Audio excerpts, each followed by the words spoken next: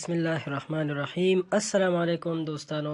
د انسان طبیعي غوښتنه دا ده چې سپین ځوان بېداغه صفا او ښکلی د مخ پوستکی ولري.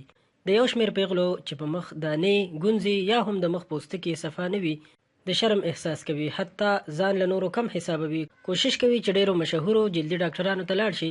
همدا لامل دی چې ډېرې پیسې ترې د مخ د ښکلا په درملو مصرفیږي. هغه کسان چې د مخ پوستکی په بېلابېلو ستونزو سر دی، نو دا کورنۍ ارزانه او اسانه ماسک دی وکاروي. د مخ سپینوالي او ښکلا لپاره د کورکمانو ماسک ډیره ګټه لري. مخکې له دې چې د کورکمان ماسک د اړتیا وړ مواد درته وښایم، غواړم چې یو بله طریقه چې د مخ ښکلا کې ډیر ښه رول لري هغه هم در سره شریکه کړم. هر کله چې غواړئ ماسک مو مخ ته ګټه ورسوي، نو د ماسک له کارولو وړاندې مخ ته تف ورکړئ. مخ ته د تف ورکولو طریقه داسې ده: 3 ګیلاسه اوبه په یو کوچني دیګ کې واچوئ، بیا یې په اور کیږدئ چې جوش شي. کله چې اوبه جوش وي بخار کوي، بیا اور بند کړئ.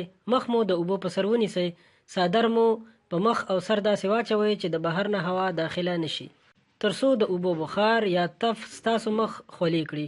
دا کار د 10 دقیقو لپاره وکړئ. د کورکمانو د ماسک د اړتیا مواد: 2 کاشوغې د کورکمانو پوډر واچوئ، 1 کاشوغه شات واچوئ، نیم ګیلاس ګرمې اوبه واچوئ او 1 کاشوغه د لیمو اوبه واچوئ.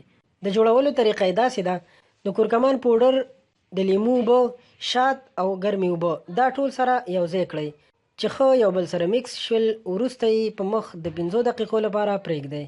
بیا مو مخ په تړمو اوبه ووینځئ. د لمر ضد کریم نه استفاده وکړئ. دوستانو، یادونه باید وکړم، کورکمان چې د سرطان ضد خواص لري، که چیرې د ماسک په اونۍ کې یو ځل وکاروئ، مخ به مو له ګونځو، داغونو او د زر زړښت نه وژغورل شي. همدارنګه د یو سپین، صفا او ښکلي پوستکي لرونکي به اوسئ.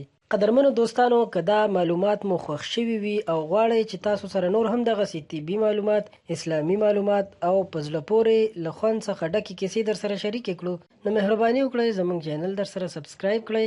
ورسره خوا کې د ګونګرو نشان هم ووهئ چې زموږ د هرې نوې راتلونکې ویډیو سره تاسو ته خبر درکړل شي او تاسو ترې خوند او ګټه واخلئ.